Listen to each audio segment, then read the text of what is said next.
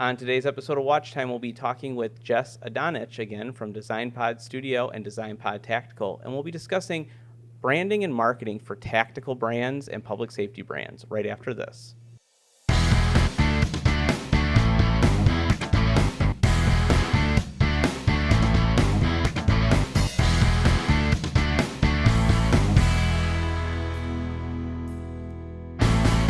Welcome back to Watch Time, everybody. I'm here again with Jess Adanich, the CEO and founder of DesignPod Studio and DesignPod Tactical. Yes. So we'll be talking a little bit more about the tactical side of the business today. So this should be fun. If you've tuned in for our last branding conversation in the last episode, this is going to probably touch on some of the same points. Yeah. But from more of a tactical public safety perspective. So if that's you, if that's your business, you're selling products or services to public safety professionals, tactical, hunting, things like that, then this is the right episode for you to listen to. Stick around. So let's talk about branding in general. But before we get to that, actually, Yes. let's talk about you. Because if they didn't watch the last episode, why don't you just tell us who you are and tell us a little bit about DesignPod Studio and DesignPod Tactical. Yeah, well, thank you for having me on again. I really appreciate it. These are always fun to do with you. I am the CEO, founder, lead designer of DesignPod Studio. And prior to that, I actually was the head of marketing design for Mace brand pepper spray. And so when I started DesignPod, it was maybe 2-3 years into it that I decided to create a tactical division because, as we're going to talk about today, having all the knowledge and experience in the years that I've been in this industry, I felt it was important to have a division of the company that had branding and visuals and marketing messaging to companies in that, because it is very specialized and tailored and, very, very different. So, but what we do is graphic design, branding, and then marketing strategies, which basically what that means is I help companies figure out a plan.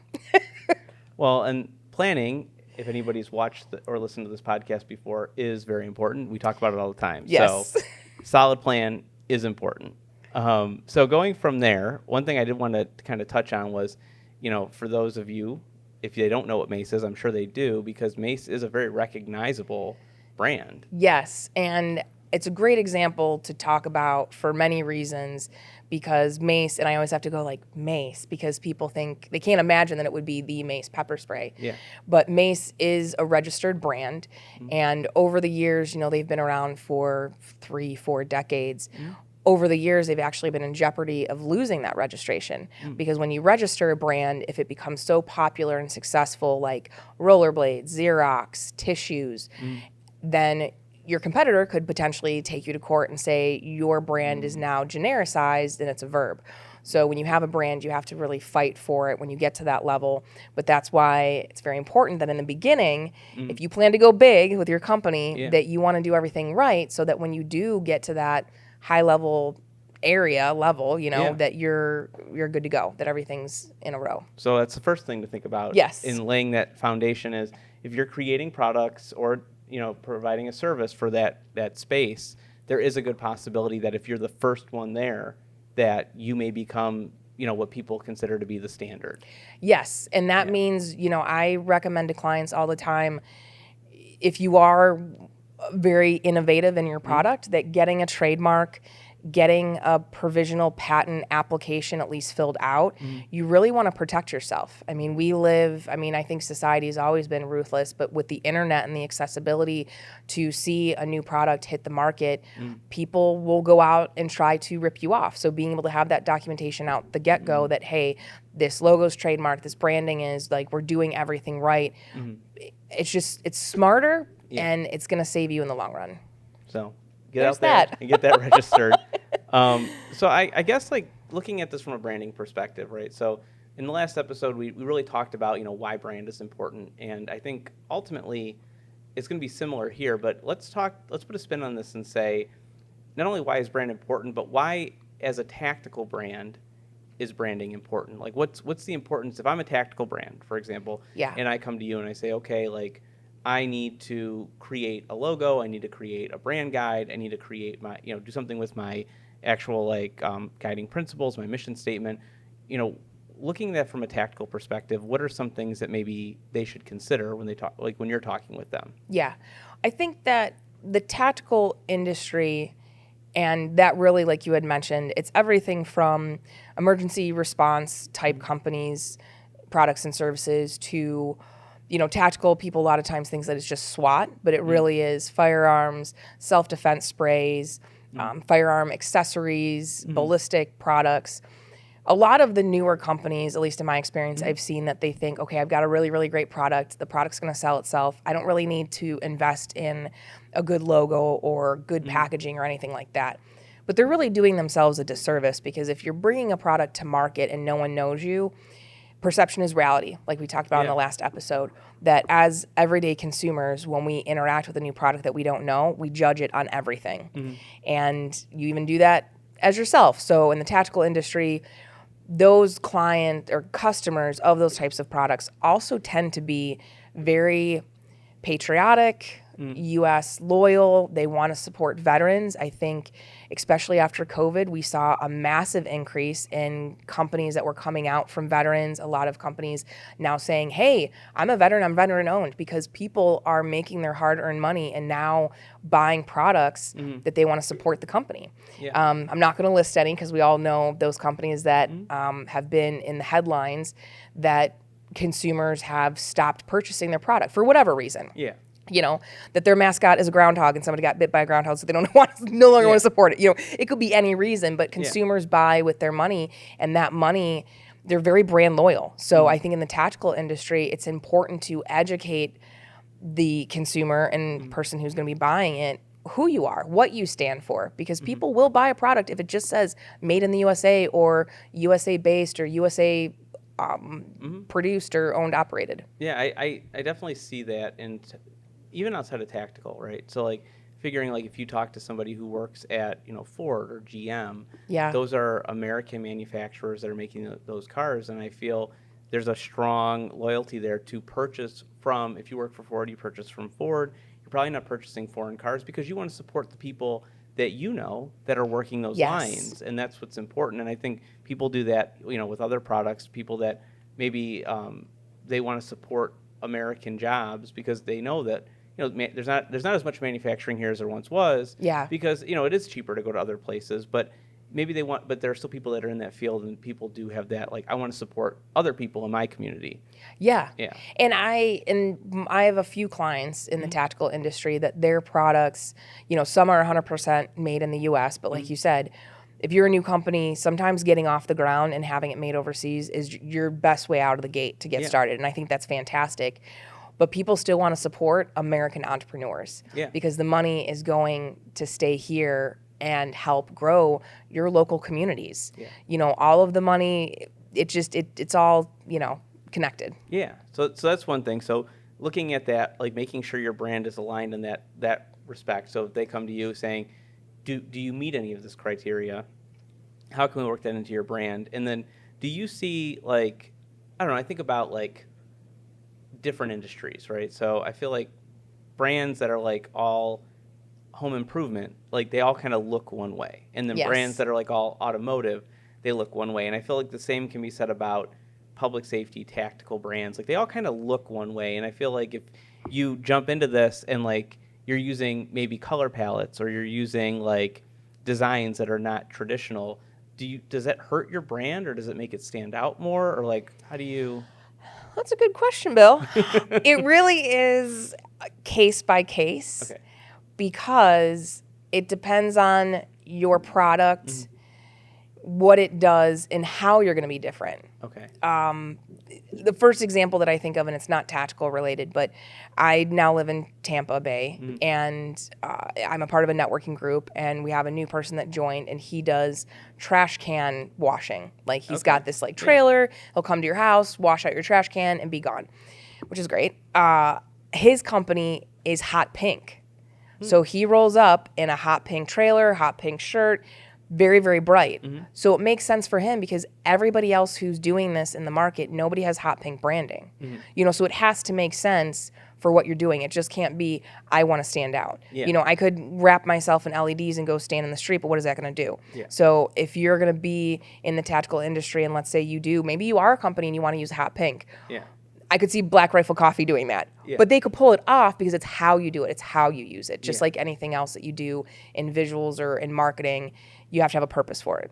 That makes sense. I think about it from the perspective of, like, for example, like us as a company, we do like video production and photography work within manufacturing, but we also do like public safety manufacturers work. We do work for like renewable energy manufacturers. So Yeah. our logo is, as Flex Media, is very, I'd say, neutral to those industries, because we don't want to look all tactical if we're not going to be supporting, like if we're supporting Yes. more than just the tactical industry, because then our manufacturers, they won't resonate with it. The renewable energy industry won't resonate with it. Whereas Yeah. now, I know I've talked to you about this, like we're working on a separate brand that just handles that public safety side of things, because then we can create something that's a little bit more geared towards them, so they can kind of say like, yeah, you know what, this looks like some of the other brands we interact with. Yes, Yeah. because it lends you credibility.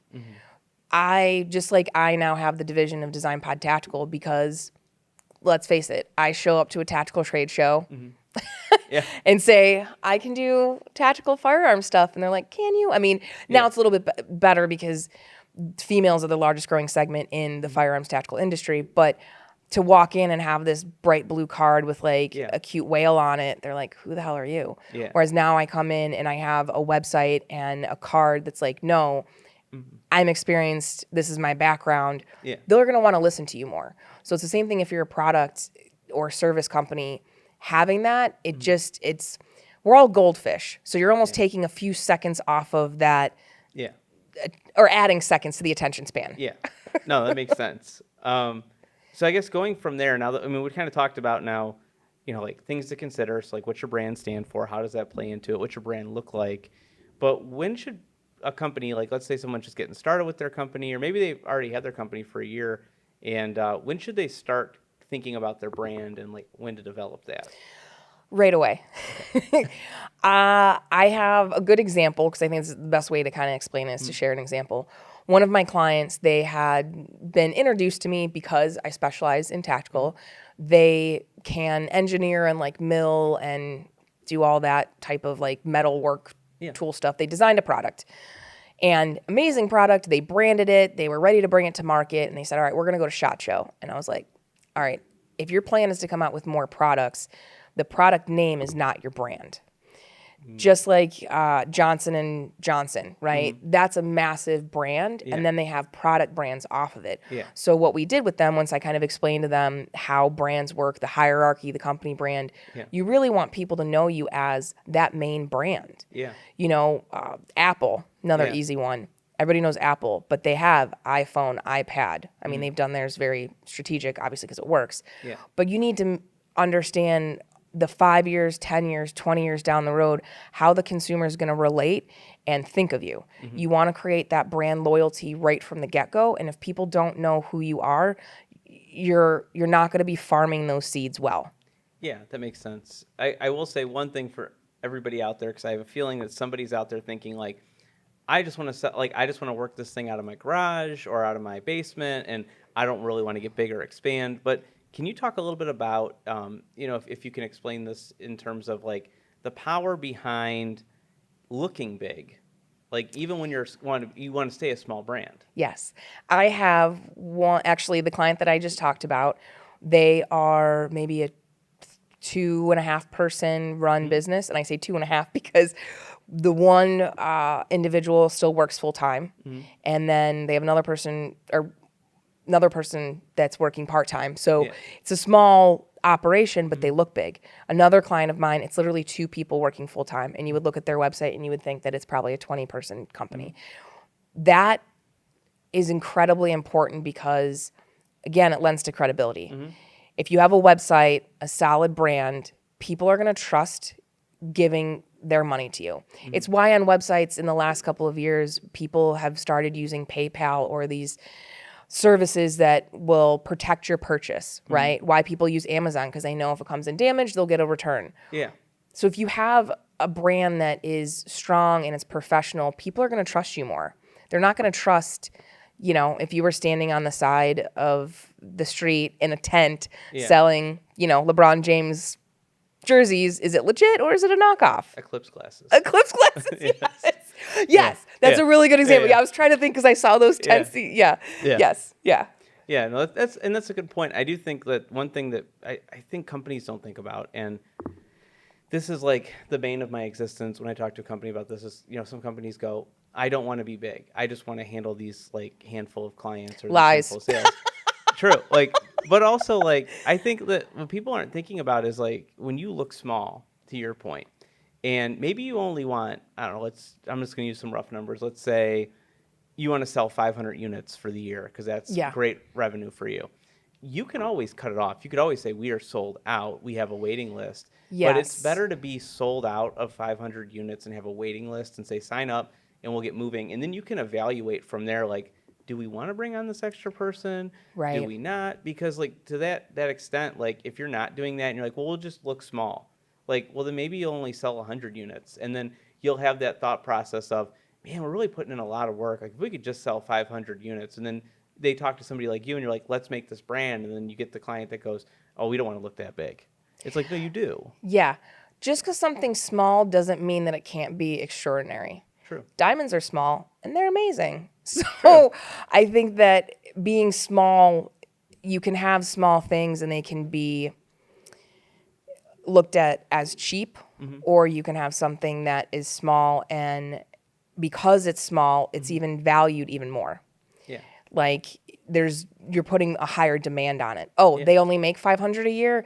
Now I want to make sure that when they come out with their next edition, I'm first in line to get it. Or, they do that with sneakers all the time. I feel like I see that with they do that with like bourbon and stuff like that too. Like they're only going to come out with, and then like there are people standing in line at the grocery store, like hours before it opens up so they can go in and get their bottle of bourbon that's like exclusive. So. Yes, because they've done things right and they've created that brand loyalty within their consumer circle. So even if you're a small brand, play big. That's really Really the nobody's got to know it's just you in your pajamas packing orders in your basement. Yeah. You can still look really classy and professional. Yeah, that's great advice. So for people that are watching, listening, if they were to work with, we'll use you for an example because you have the branding agency and you do graphic design and that for these companies. Like if they came to you and what experience would they be looking like? What's your process look like, or what can they expect? Let's say, for example, I'm a new company. I'm starting to produce this product. Maybe I was in the military at one point. Now, I want to create something for law enforcement. So I have this idea. I come to you. And I know I got to get my branding started. Like, so where do we go from there? Well, first we would have a conversation and I'd get to know you, how the product was started, why you started it, your goals for the future, because I treat every client as an individual. Everybody's different. Their products obviously are different, but how they want to run their company and their goals are different. So I'm not going to take somebody and say, all right, this is our package. You only fit in this box.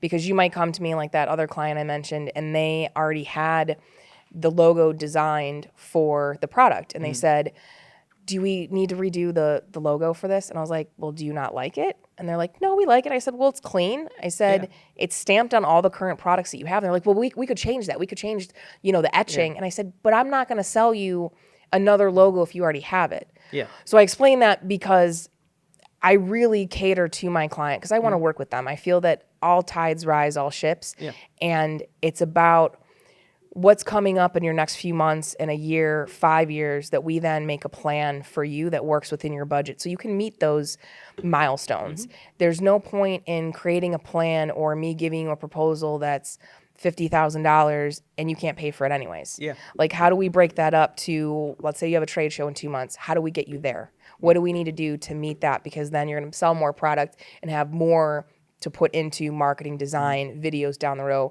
road so you can grow in a healthy way. Yeah. No, that makes sense.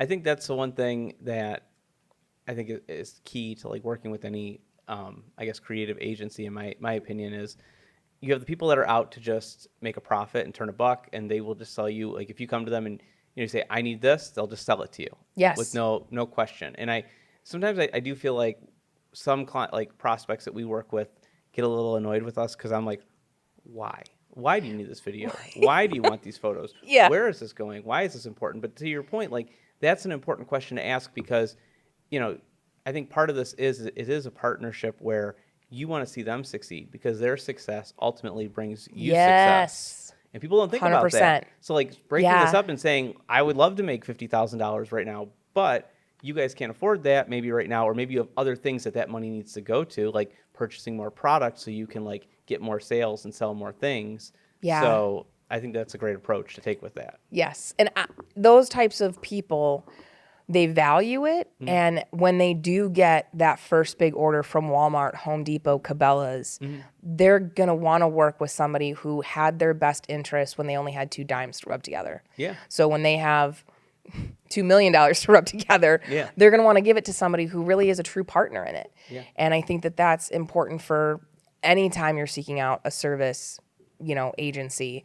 But I know specifically in the tactical field, that's one thing that I've seen time and time again, that those, they want someone honest that'll be like, hey, just tell me if this looks like crap. Tell me what I need to do, because that's what that world is like. Yeah. They want that transparency. And so that's what I do, whether you're tactical or real estate, making stuffed bears.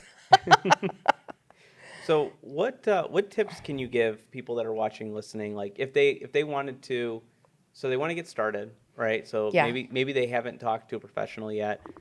What tips would you give them as they're starting their brand and they're starting to develop their product from a branding perspective? From a branding perspective, there are some things that a business owner can do themselves. I wouldn't recommend, if you're not a creative, doing your actual creative work yourself. Like we said before, invest in somebody to do that for you. But when it comes to what your company stands for, being able to write that down in black and white and say, these are our mission, this is our mission statement, this is why we're doing this product. These are our core values.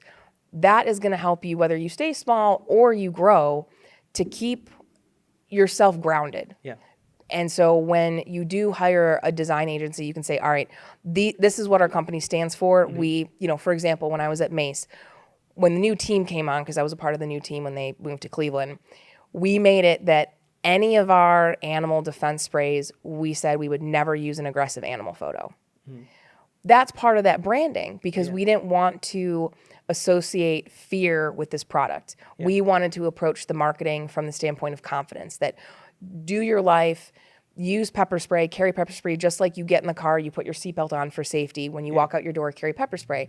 It was from a confidence standpoint, and that was in our initial branding. So those things, as a business owner, you can decide for yourself, because it's your company. I tell people all the time, I can make recommendations for you, but at the end of the day, your name's on the LLC or the S Corp. So you need to build this the way you want to. What are your absolute no-goes? If somebody comes to you and says, I'll give you $100,000 order, but I want you to do these 4 things. And one of them is something that's totally against your moral ethical code. Those are things as a business owner that you need to figure out. And you might not think that that's a part of branding, but it really is, because all of those morals, ethics, what you stand for, go into the visuals. Yeah, that makes sense. It's a very long-winded answer, Yeah, but no, I'm obviously sense. very passionate about it, because it's just, it's so much of our society. Everything is branded. Yeah, well, that makes sense. I guess flipping that around now. Yes. And I know you've already talked about this a little bit, but are there any mistakes that you've seen that you would maybe share and say, don't do this? Yes. The first one that I think of is when people do have a logo done, whether it's a professional, but if you have a professional, they're not going to lead you down this path. It's they have their mailman's nephew's grandmother do it, and they try to pack everything that the company does into their logo. So at the end of the day, in my world, which I'm sure you've probably heard this in video too, that a mule was a horse designed by committee. Meaning that when you have so many things or so many opinions into one thing, or you try to pack so much into something, you miss the mark, because you're trying to pack an encyclopedia on the side of a penny and it's overloaded. Keep things simple. It's better to add more than try to take away. If you do a logo and it's very simple and you're like, it might seem a little blah. Nothing says that in the future you can't refresh it and change it. But if you overdo it, that's hard to come back from. So I think that, not overthinking things, don't try to jam pack something in. Your logo, for the love of cheese and crackers, your logo should not explain how your product works. It's not an instruction manual? No, it's not. Thank you. It's not an instruction manual. So please do not try to explain how to operate a product in your logo, because the logo is going to be at the top of your instruction manual. Oh my gosh. Well, I think those are good mistakes and good Yeah. things to like. Don't do these things. Yes, please don't. So we've talked about a lot of different things, and a lot of the topics were skewed, more towards obviously like the tactical brands that you've been working Yeah. with and things like that. Which that's why we kind of wanted to make this more of like a tactical type branding discussion. But what are 2 takeaways that you would want a tactical brand or a public safety brand to really take away from this in terms of branding and what they should be doing?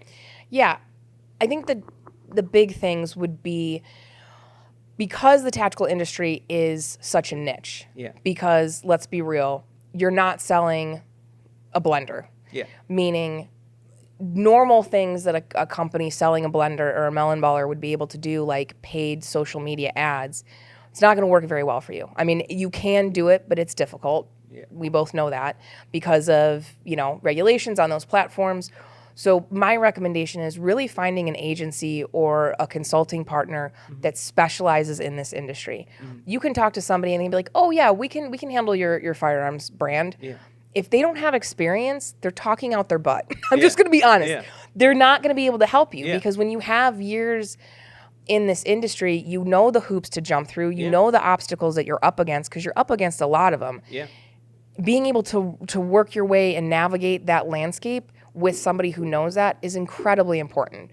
So whether it's a branding specialist, a video person, or a business coach that specializes in this industry, that's my first and foremost thing that I would recommend to people, because that would be far more worth your money investment than just getting the best agency in town that doesn't know how to help your product. That's a good point. I do think, just working with our clients in the public safety space, there are challenges in terms of definitely ad spend depending on the product and things like that. And when you recognize that, what ends up happening is you need to be able to help your client think differently. And I feel like if you're a creative agency and you come in the door and you go, okay, we're going to run the playbook and we're going to create this content, we're going to run ads on Meta, we're going to, do all these things that you can do to try and drive traffic. And then you find out we can't do that. And the problem is if you've already done the creative and it was designed for ads, and then you find out you can't run ads, you've now wasted that company's money, and you have to backtrack, and you're basically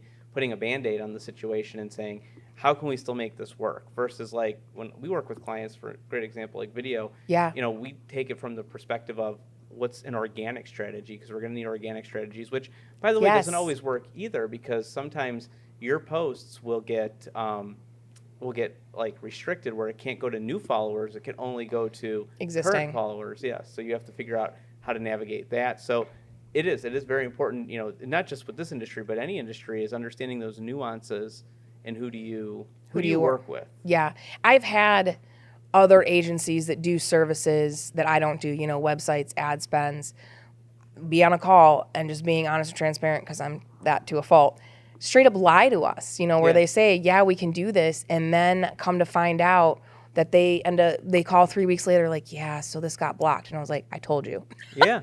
So that infuriates me, because you're wasting money, resources, assets, when one of the services that I say that we offer is creative problem solving. What is your end goal? What are you trying to do? And how can we do that in a really out of the box way that doesn't involve giving money to Meta? Yeah, true.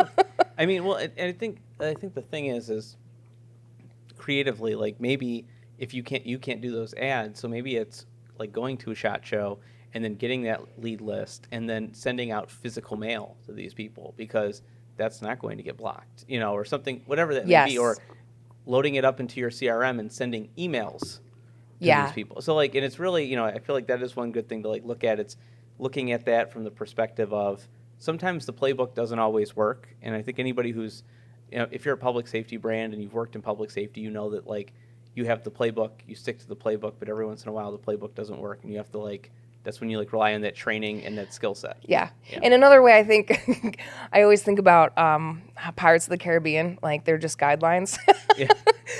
So it's creativity. So you can go outside of those lines and make it work for you. And, we've mentioned SHOT Show a few times, and that's a massive show and it's a massive investment. But you can start at local trade shows, whether they're gun shows or OTOA or SWAT Roundup. There's smaller things that you can do that can help, that work within your budget. So depending on the audience you're trying to capture in that space, that might be a good move. Yeah. Yeah. So do you have a second takeaway? We got the first one. Yes, sorry, I monologued on the second takeaway.